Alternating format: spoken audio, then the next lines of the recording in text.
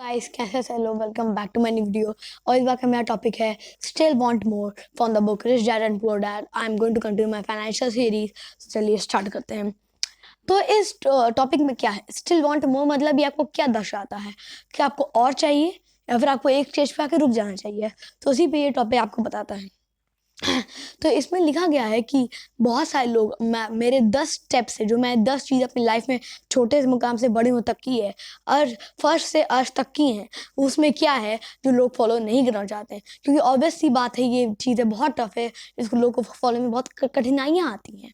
इसलिए ये चीज़ इस बुक में बताई गई है। तो ये 10 चीज़ें हैं जो लोग को लगता है कि जो फिलॉसफी होती है, आपकी जो फिलॉसफी है वो आपकी जो आपकी जो एक्शन होता है, जो आपके करने में जो पावर होती है वो एक जैसे होता है। वही इस बुक में इसको गलत दर्शाया गया है। तो ऐसी क्या चीज़ है जो इस बुक में अलग है, चलिए जानते हैं। उसके उसका 10 स्टेप में से पहला स्टेप है stop doing what you are doing. आप अभी क्या कर रहे हो उसको छोड़ दो, क्योंकि आपका जो मन कहता है करने को वो पूरा गलत है। मतलब इसमें अगर आपको कोई कहता है कि आप कोई कार ले लो, उसमें आपको बहुत इंटरेस्ट मिलेगा, उसमें बहुत लोन मिलेगा, आराम से आप वो कार खरीद सकते हो, लेकिन फिर भी आपको उसमें फ़ायदा है। जैसे मॉल में दिखाते हैं, बट क्या कहते हैं, buy two get one free. अगर वो दो चीज़ें भी अच्छी नहीं निकली तो मतलब उनसे आपका प्रॉफिट हुआ जा रहा है, क्योंकि आप पहले वो दो चीज़ खरीद रहे हो, फिर बाद में आपको वो चीज़ फ्री मिले ना मिले, चीज़ की क्वालिटी अच्छी हो या ना हो। इसीलिए आपको वो इसी चीज़ में दिया गया है, stop doing what you are doing. आप हर चीज़ गलत कर रहे हो सिवाय 90% या 10% तक। नेक्स्ट पॉइंट इसका, look for new ideas. Investing के लिए इसमें लिखा गया कि बहुत नए नए आइडियाज़ आते हैं। उसमें इसमें बुक स्टोर्स में इसमें जो ऑथर है ये बुक स्टोर में जाता है, अच्छी अच्छी यूनिक तरह की बुक लेता है ताकि इसको कोई गाइड मिल सके। और लेकिन इसने इतने बुक में फॉर्मूलाज पढ़े हैं, मतलब ये हर रात पढ़ता था, लेकिन इसको फिर भी कुछ समझ नहीं आता था, ये कुछ कर नहीं पाता था। इस लाइन में लिखा है, he couldn't do anything after learning so many formulas, so the knowledge was full of waste. अब नेक्स्ट पॉइंट का थर्ड पॉइंट बुक का, find someone who has done what you want to do. कोई ऐसी किसी ऐसे person को ढूंढो जिसके पास एक्सपीरियंस हो। उसमें यही लिखा है, find someone who has done what you want to do, मतलब उसने वो चीज़ पहले ही कर चुकी है जो आप करना चाह रहे हो। आपको किसी भी एक्सपीरियंस पर्सन को रखना चाहिए, क्योंकि जो भी अनएक्सपीरियंस पर्सन होगा वो, मैं ये नहीं कहूँ कि जो नए लोग आते हैं, हाँ जो नए फील्ड्स में आ रहे हैं उनको मौका नहीं मिलना चाहिए, मैं ये एब्सोल्युटली नहीं कह रहा, लेकिन जो ऐसे बड़े लेवल होते हैं, बड़े मुकाम होते हैं, उन पे आप लोग को एक्सपीरियंस पर्सन को रखना चाहिए, क्योंकि वो आपको और चीज़ों हैंडलिंग में आपको एक्सपर्टीज दे सकते हैं, आइडिया दे सकते हैं, हैंडलिंग में आपको मदद कर सकते हैं कंपेयर टू एन अनएक्सपीरियंस पर्सन। तो ये इसमें दिखा गया है। और उसमें एक बुक भी दी गई है, द 16% सोल्यूशन बाय जोएल मॉस्कोविच। इसका मैं लिंक आपको यहाँ दे देना, उसका फोटो इसको जाके गूगल से देख सकते हैं इसका। चलिए अब नेक्स्ट पे आते हैं। और इस पॉइंट में भी एक चीज़ लिखा गया है कि जो एक्सपीरियंस पर्सन से आपको 16% आपको एडवाइस और मिलनी चाहिए एवर सिंस, क्योंकि जो आप 16% जो आप अपना लगा रहे हैं, जो आप 84% खुद का लगा रहे हैं, क्योंकि आपको 0.5% से ज़्यादा नॉलेज होनी चाहिए। मतलब हाफ जो चीज़ होती है, आप जो भी कर रहे हैं उसका हाफ एक्सपर्टीज से आपको ज़्यादा नॉलेज खुद होनी चाहिए किसी भी टास्क को एग्जीक्यूट करने के लिए। अब next point, take knowledge, attend seminars and read book. बहुत सही चीज़ लिखी है इसमें को मैं खुद फॉलो करता हूँ। हमेशा क्लासेस लो, जो आप जो चीज़ करें। इसमें इस बुक में तो फाइनेंस को इंडिकेट किया गया है, आप फाइनेंस की क्लासेस लो। मतलब आपको जो चीज़ में भी इंटरेस्ट है, बुक्स पढ़ने में इंटरेस्ट है, किसी स्पोर्ट में इंटरेस्ट है, आपको अपने फाइनेंस में इंटरेस्ट है, या फिर किसी और चीज़ में इंटरेस्ट है एक्सेट्रा, आप उस चीज़ के क्लासेस लो, आप उस चीज़ को प्रैक्टिस करो, आप उस चीज़ के सेमिनार अटेंड करो, आप उस चीज़ के बुक के बारे में पढ़ो कि कैसे होता है, इसके फ़ायदे क्या हैं, इसके एडवांटेज क्या हैं, इसके डिसएडवांटेज क्या है, सिमिलैरिटीज़ क्या हैं। इसमें ये लिखा है, एक पॉइंट में और लिखा है, I have friends who didn't take those classes who told me I was wasting my money yet they are still at same job. And इसके जो दोस्त है, जो इसका ऑथर है रॉबर्ट कियोसाकी जो थे, इनके बहुत सारे फ्रेंड्स थे जो इन लोगों को एडवाइस देते थे, लेकिन वो खुद कुछ नहीं कर पाते थे। वो होते नहीं है लोग जो केवल एडवाइस देते हैं, मतलब they can't do any self on their own, मतलब जो केवल एडवाइस देते हैं। मतलब एक कहावत होती है, जो दूसरों को बताने से पहले वो खुद वो चीज़ करो।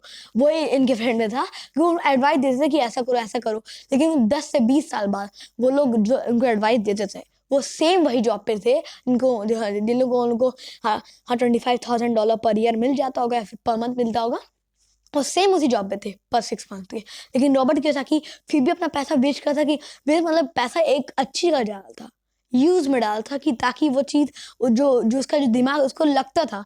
देखिए आपके अंदर खुद के अंदर सेल्फ कॉन्फिडेंस होना चाहिए। कोई भी चीज़ करने का अगर आप लोअर कॉन्फिडेंस से जाएंगे ना, तो आपको चीज़ एक तो चीज़ आपको वो करने में मन नहीं लगेगा, और ना ही वो चीज़ आपको 50% आपको वो मुकाम देगी।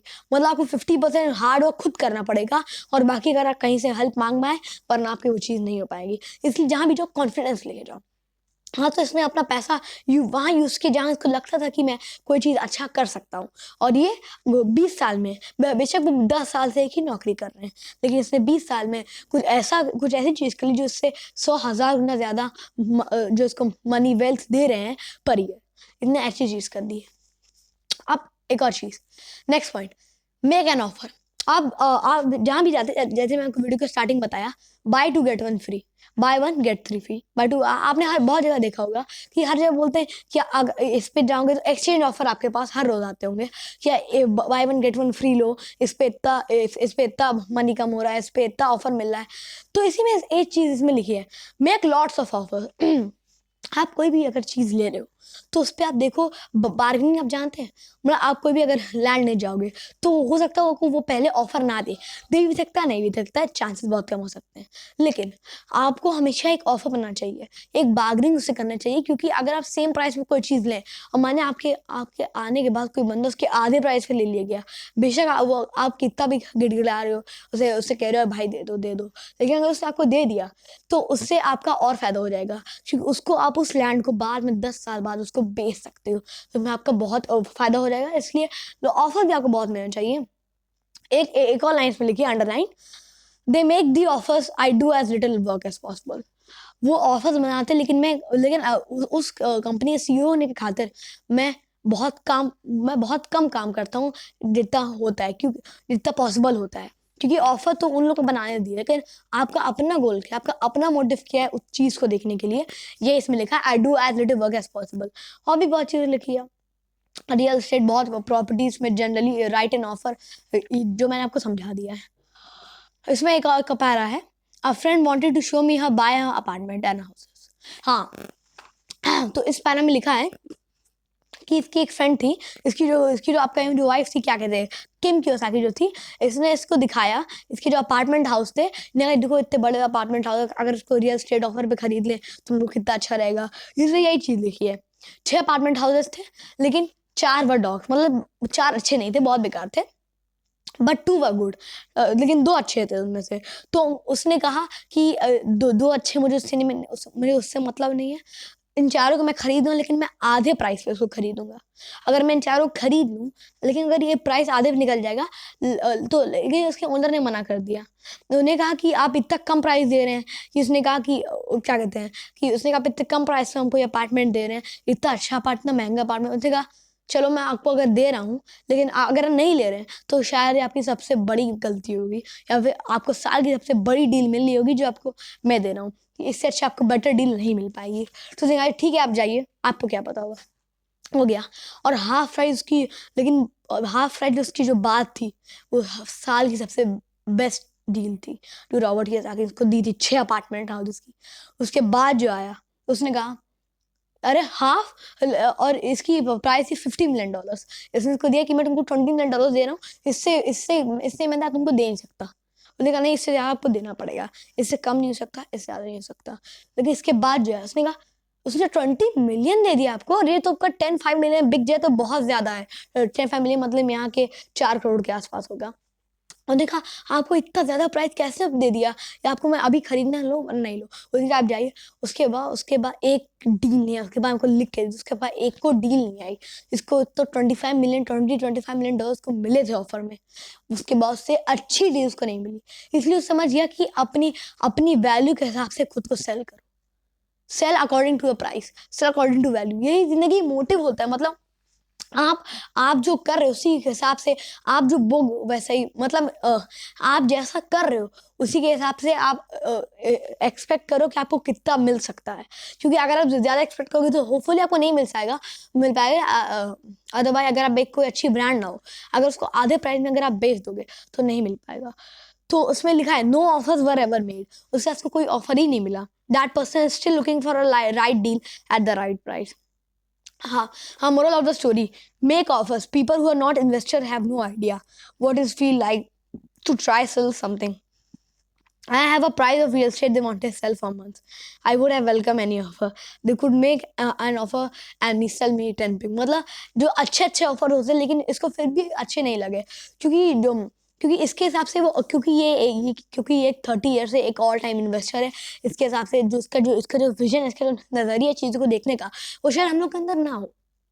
लेकिन फिर भी इसने ये चीज़ बताई है कि उस अपार्टमेंट हाउसेस की बगैर में लिखा है he could offer me 10 picks. मतलब इससे बेकार डील अगर इसने शायद मुझे ऑफर कर दी होती तो मैं ले लिया होता, लेकिन वो अकड़ गया था कि इतना अच्छा अपार्टमेंट तो मुझे कहाँ इससे अच्छी डील मिल सकती है.